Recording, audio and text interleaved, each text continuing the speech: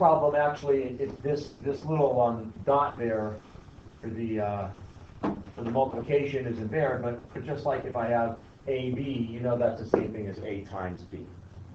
Although, I mean, a couple people asked during the exam, they said, is that multiplication? And I said, yes, and that's not a problem to ask that either. You know, it takes a while to get used to using these. You know, that cosine is, you know, it's just strange. It takes a while to just kind of get used to using those trigonometric functions. So, I would draw a picture, and I have pi over 13 angles, which are not special points on the unit circle, right? The only special points in the unit circle are pi over 6s, pi over 3s, and pi over 4s. Pi over 13s are not very special. So if I was to draw it, I mean, I would just kind of put it in here. It's a negative pi over 13, so I would just put it in here, negative pi over 13. But I would look at that and I'd say, well, I don't like these negative angles when I'm working with these trigonometric functions. So I'm going to use the even-odd property of cosine, and I'm going to change that. So cosine is an even function. So on even functions, f of x equals f of negative x. So I'm going to say, well, that's the same thing as cosine of pi over 13.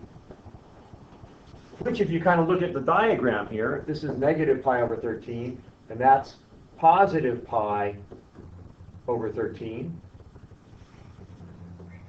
You can see that my cosine is the same, right? In fact, it is exactly the same. It is the same segment of the triangle right there.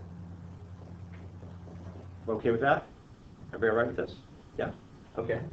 So I have cosine pi over 13, and now I'm looking at the secant 27 pi over 13. Well, first of all, I know that secant is the reciprocal of cosine.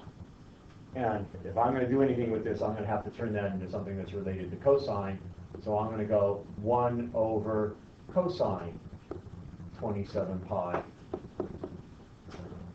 over 13. And now I'm thinking, well, what is 27 pi over 13?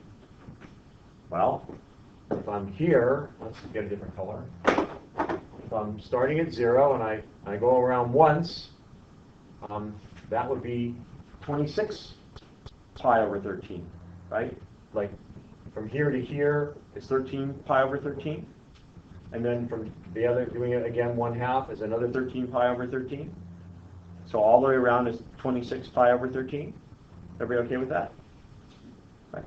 So how much further do I have to go to get to 27 pi over 13? I got to go 1. I got to go pi over 13. Isn't that lovely? So I can see that 27 pi over 13 is coterminal with pi over 13.